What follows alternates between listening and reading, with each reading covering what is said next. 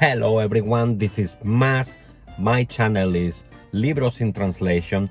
This is my first video that I make in English, so please bear with me.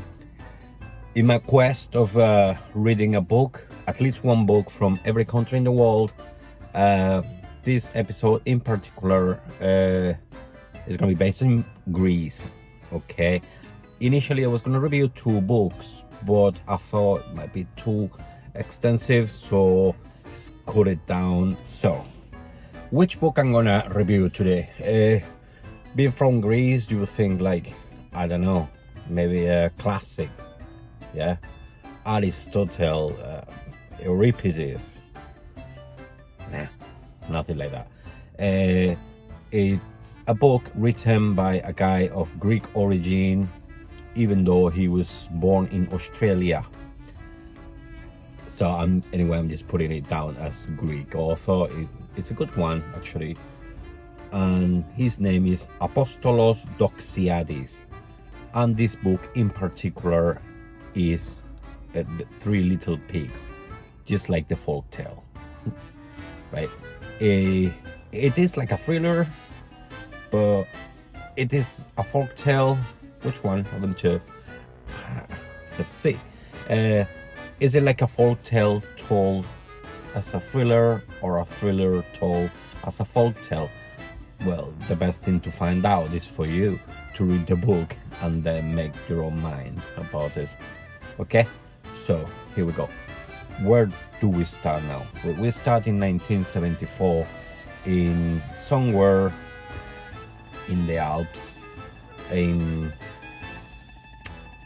a nursing home, right? And then this old chap talking to an art curator. So this old chap is the one that's gonna be telling us the story, okay? So as I said, 1974, this man tells this young this story that we don't know who he is. He's gonna tell us what happened, but we won't find out who the narrator is until the very end of the book, okay? So I'm not gonna tell you who he is, but probably as you go reading, you kind of guess who he is anyway. It's not very apparent, but it's not a big mystery anyway. So here we go. The story starts at the beginning of the 20th century in Italy, in Sicily, where this young man, Benvenuto Franco, is quite a successful shoemaker. But in that time in Italy, in Europe in general, life wasn't precisely booming. Even though he had a good business, well, it wasn't enough. So what did they do? Like many other Italians did back then, they got into a ship and went all the way to America. So they ended up in New York, okay? So keep on working, and then at some point he saves up enough to open up his own shop, but the business was very limited to the Italian custom. So he tried to better things up by Americanizing his name from Benvenuto Franco to Ben Frank. So he did, and he started going very well. So the business was actually booming again, and everything worked fine. Ben Frank was working on the business, and his wife was looking after all the bills, payment on time, etc., etc. What happened? Well, Ben's wife at some point dies, so who's gonna look after all the paperwork and everything and paying rent and what have you on time? Well, that's just too much for Ben, so he couldn't cope, and in the end he stressed out. By that time, I got to say, they had 3 kids. They had Al, Nick, and Leo, okay? So Ben just couldn't cope, as I said, and he started gambling and drinking, getting drunk, losing lots of money, lost everything. The shop first, then the house where they lived at, savings, everything. So they had to end up living with relatives, friends, you know. So anyway, one night playing one of these illegal poker playing joints, he was drunk as usual, very drunk, and then he got into a fight with this guy, and after that he just kills him. What happened? This chap, he was 42-year-old, and he was the only son of New York's biggest and most aggressive couple. Yeah. So anyway, Ben gets arrested, sent to jail, and after a while, Tonio Lupo, Lupo means wolf in Italian, pays him a visit in jail, and he says, "You bastard, you killed my only son, so I'm gonna put a maledizione, a malediction or curse, however you like it, on you, and every one of you children will die at the same age that my son died because of you." So, and after a while, Tony Lupo made sure that Ben Frank got disposed of, but not before. His eldest son, Al, visited him in jail, and then he told him the story. With that, Al, who was very level-headed, he was sent to working and being successful, making a lot of money. He was still very young, so he wasn't worrying about it just yet. So his main concern was to become rich, and then once he was rich, he would worry about the maledizione. So that's how we start.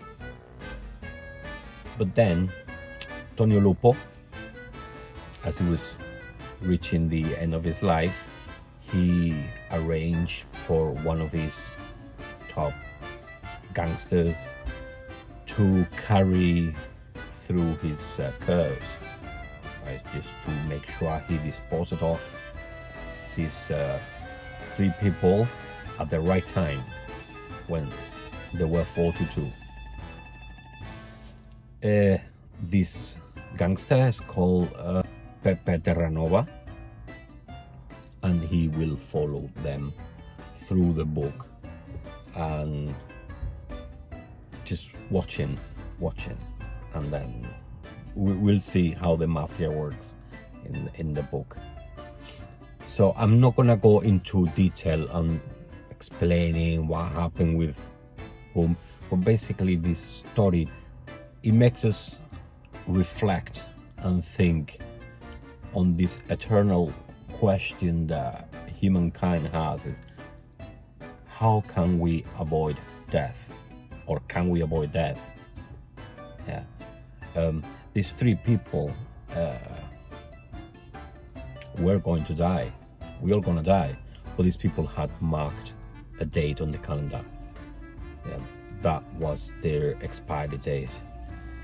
So did they manage to avoid it? Did they not? Did Pepe Terranova manage to fulfill Tonio Lupo's maledizione? Just read the book. I'm not gonna tell you.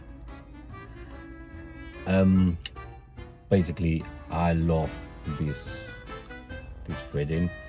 At the beginning, because the vocabulary that the author uses is very expressive, it's very grandiloquent, and he explains everything.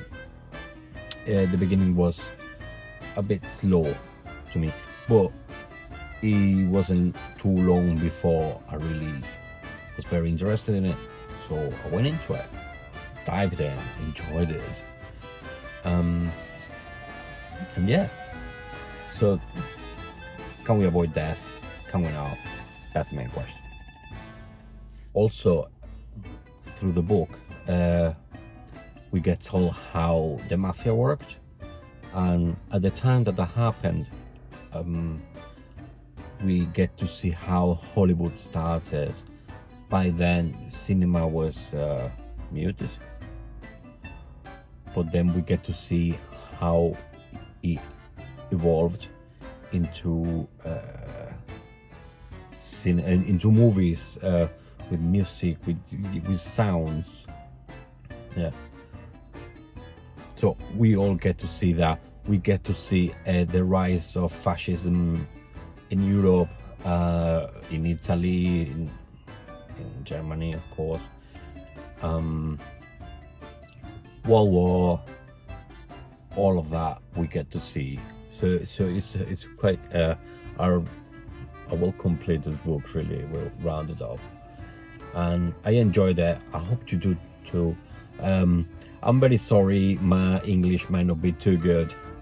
I'm just doing my best. So I hope that you enjoyed it. Thank you very much for watching me. If you liked it, I might do more videos like this. This is my channel. Please feel welcome to join me, to subscribe if you want.